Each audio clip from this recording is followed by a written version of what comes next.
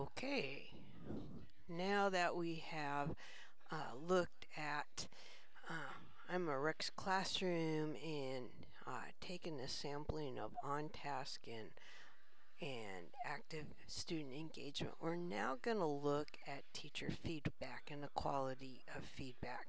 This is an important thing for us to look at because what the research tells us is that we need to have approximately 5 to 1 positive to negatives.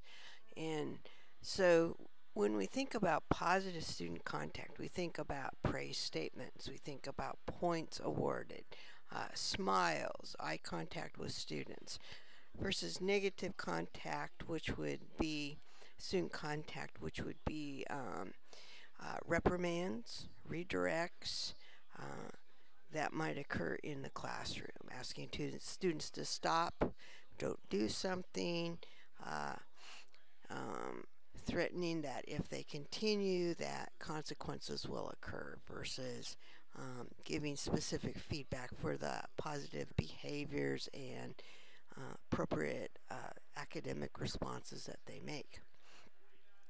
So what we're going to look at is a 10-minute observation in which all we simply do is we tally positive versus negative. If you look at the table that's been filled out for IMA, you can see that this occurred during a second grade reading instruction. This was a whole group instruction. It was approximately 10 minutes. During that 10 minutes, there were 6 positive contacts and 11 negative contacts. We can then take and come up with a ratio. So approximately for every 1 negative contact, there was a half of a positive contact, or it was 6 to 11. I can write a summary statement then saying that during a 10-minute observation of a large group reading lesson, Ms. Rex ratio of positive student contact to negative student contact was 0.054 to 1, or 6 to 11. The ideal positive to negative is 5 for every 1 negative. So it's apparent that increasing positive comments, really focusing in on what students are doing well, and encouraging those behaviors is something that perhaps needs to change in IMA's classroom. Okay, the next thing that we're going to talk about is what's called a brief classroom walkthrough. And this has been very much modified, but one of the things that is important and that research has shown, and you have an article in Blackboard that you can read that relates to this, is it gives us a quick snapshot of what's happening in a classroom in relationship to what best practices tells us that we should be doing with students. What I've done is I've identified 10 different behaviors that I wanted to look at in IMA's classroom and that you will be attending to when you complete your opportunity to practice number 3. And simply for this one, all we're doing is just marking yes, it was observed, it was occurring, or no, it was not. So here we have the 10 different behaviors. Rules are posted. Behavioral expectations are stated at the beginning of a lesson or activity.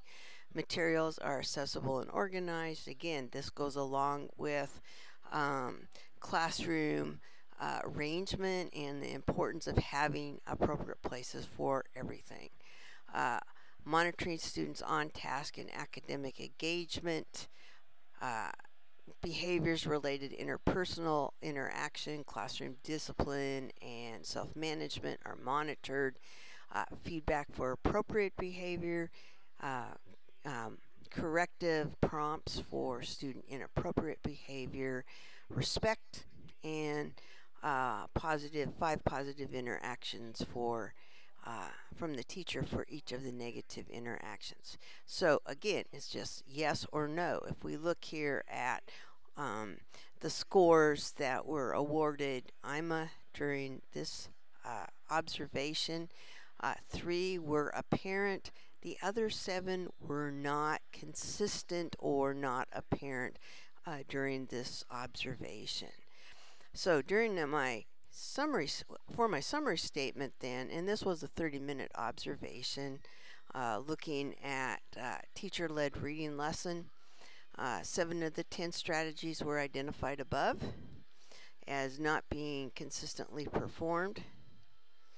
And it's recommended that Ms. Rex state and consistently provide feedback on behavioral expectations at the onset and throughout the lesson. Focusing on these strategies will increase student engagement and the quality of behavior. And I do have a mistake here, so I'm going to go ahead and fix it. It was 3 of the 7 managements were identified above. Okay, so this gives you a pretty good picture of what's going on in IMA's classroom. So we have on-task, off-task behavior. We have looking at positive versus negative interactions with students. We have the walkthrough looking at some of the characteristics that are important in classroom. Finally, what you're able to do is then respond and come up with some ideas that would be of benefit to Ms. Rec in the future. So what I've done, and you can check this out on Blackboard, is I have went through and responded to a number of different questions. One, in terms of what was learned from the observation, and basically what we learned is that we need to increase positive to negative, and hopefully that will result in changes in on-task behavior and the quality of interactions. We also looked in terms of what she did well, and I must say Ms. Rec has a clean, neat, well-organized environment, and there is an effort for individuals to be respectful, both from her part and that of her students. And then what I finally did was talk about some specific strategies that might benefit Ms. Rec in terms of increasing the quality of interaction and learning in her classroom. Again, the readings that are on Blackboard, as well as the articles, the readings and your text will give you some additional information in all of these areas. So we'll stop there, and the next session that we'll look at will be looking at how you'll complete the opportunity to practice 3, in which you will actually go into a classroom and do some of these same kinds of observations.